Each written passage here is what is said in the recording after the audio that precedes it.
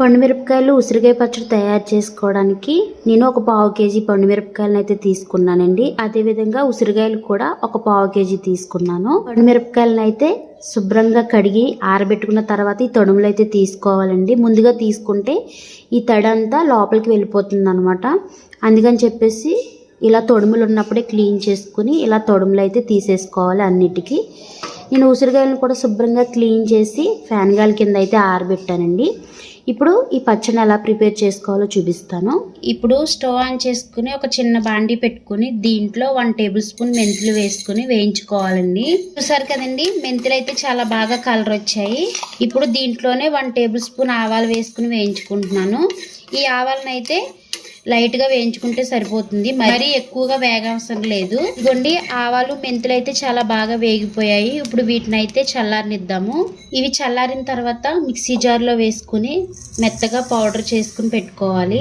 చూసారు కదా, మెంతులు ఆవాలు అయితే ఈ విధంగా మెత్తగా పౌడర్ చేసుకుని పక్కన పెట్టుకోవాలి.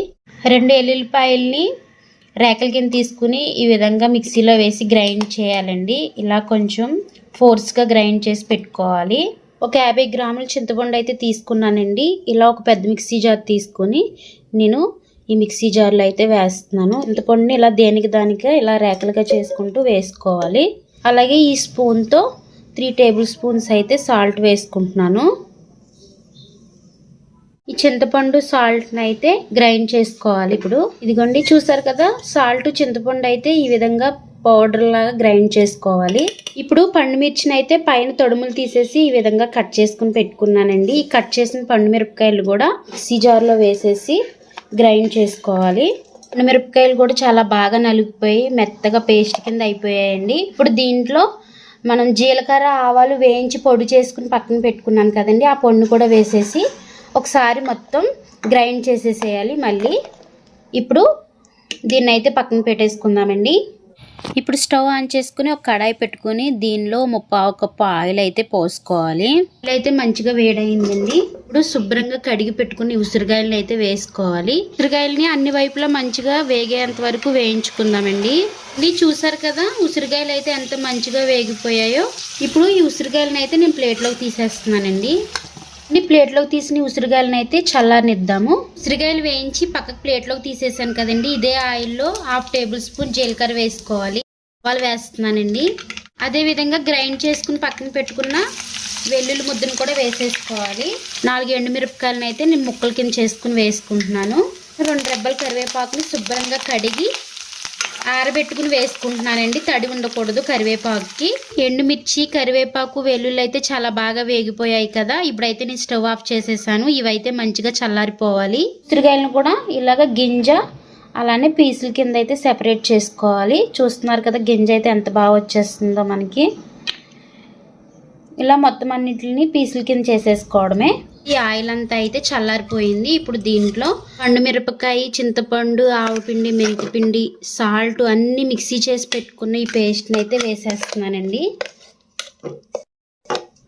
పండుమిరపకాయల పేస్ట్ వేసేసాను కదండి. ఇప్పుడు చక్కగా గింజలు తీసేసి ముక్కల కింద తీసుకుని పెట్టుకుని ఈ ఉసిరికాయ ముక్కలను కూడా వేసేస్తున్నాను.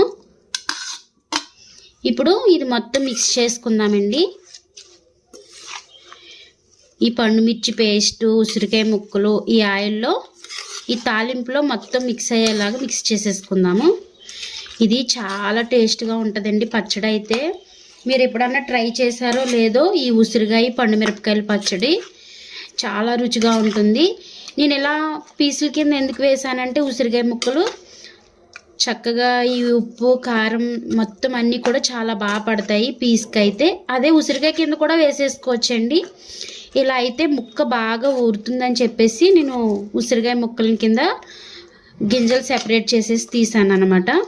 ఒక రోజంతా ఊరనివ్వాలి. ఊరిన తర్వాత అప్పుడు వేడివేడి అన్నంలో వేసుకుని తింటే చాలా అంటే చాలా టేస్ట్గా అనిపిస్తుంది. ఒకసారి ఈ విధంగా ఉసిరికాయ పండుమిరపకాయల పచ్చడి అయితే ట్రై చేయండి.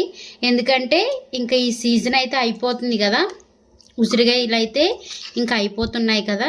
ఇప్పుడే పట్టేసుకుని మీరు ఒక్కసారి ట్రై చేసి టేస్ట్ చేయండి. ఒక్కసారి ఉసిరికాయలు తెచ్చుకుని చాలా బాగుంటుంది. ఈ రెసిపీ కనుక మీకు నచ్చినట్లయితే లైక్ చేయండి, షేర్ చేయండి. కొత్తవారు మన ఛానల్ చూస్తున్నట్లయితే సబ్స్క్రైబ్ చేసుకోండి, సపోర్ట్ చేయండి. థ్యాంక్ యూ అండి.